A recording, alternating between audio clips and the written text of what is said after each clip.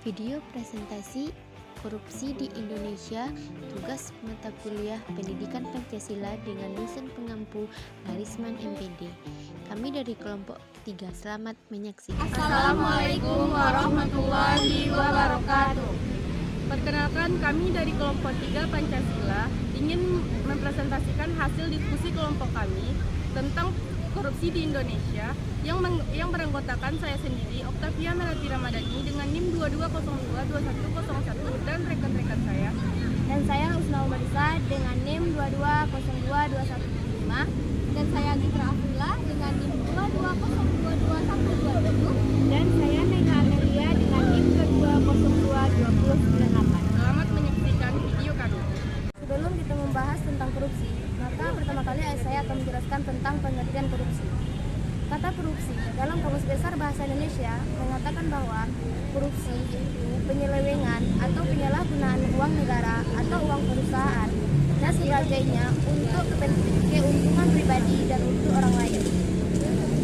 Perbuatan korupsi mengandung unsur-unsur penyelewengan dan desert ketidakjujuran, sebagaimana yang dijelaskan dalam Undang-Undang Nomor 28 Tahun 1999 tentang penyelewengan negara bersih dan bebas dari korupsi, kolusi, dan nepotisme mengatakan bahwa korupsi adalah tindakan yang dimaksud dalam ketentuan peraturan perundang-undangan yang menjelaskan tentang tindak pidana korupsi. Definisi masyarakat tentang korupsi. Rakyat kecil tidak memiliki alat pemukul guna melakukan koreksi dan memberikan sanksi pada umumnya. Namun, yang paling menyedihkan adalah masyarakat menjadi apatis dengan semakin meluasnya praktik-praktik korupsi dari oknum-oknum pejabat nasional maupun lokal. Nah, kelompok mahasiswa sering menanggapi permasalahan korupsi ini. Tema yang sering diangkat yaitu pejabat yang korup dan derita rakyat. Mereka memberikan saran kepada pemerintah untuk mempertegas kepada para koruptor.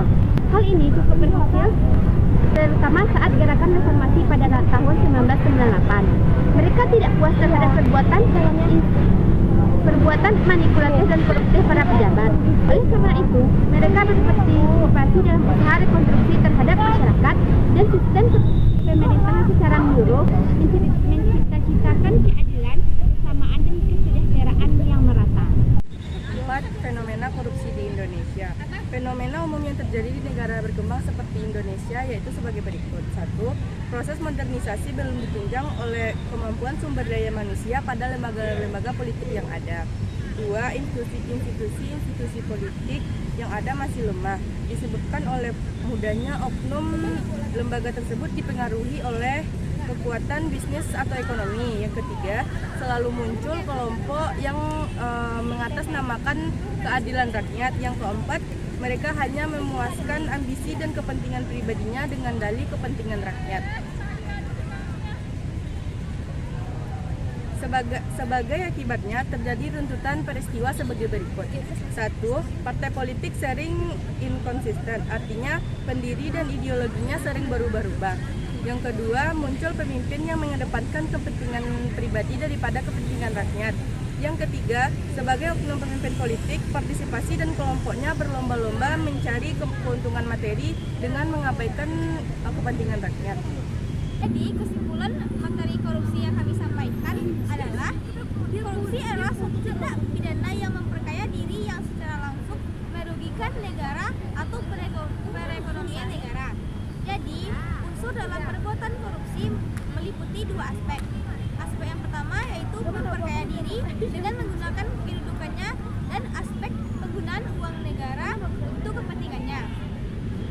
Adapun penyebabnya yaitu ketiadaan dan kelemahan pemimpin, kelemahan pengajaran dan etika, kolonialisme, penjajahan, rendahnya pendidikan, kemiskinan, tidak adanya hukuman yang keras, kelangkaan lingkungan yang subur untuk pelaku korupsi, rendahnya sumber daya manusia, serta struktur ekonomi. Korupsi dapat diklasifikasikan menjadi 3 jenis, yaitu bentuk, sifat, dan tujuan.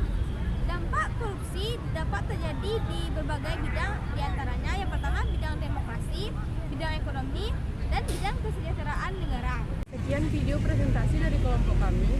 Jika ada salah mohon dimaafkan. Wabillahi taufiq wal hidayah.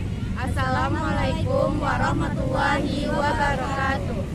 Terima kasih sudah menyaksikan video presentasi dari kelompok 3. Jangan lupa like, comment, and subscribe ya.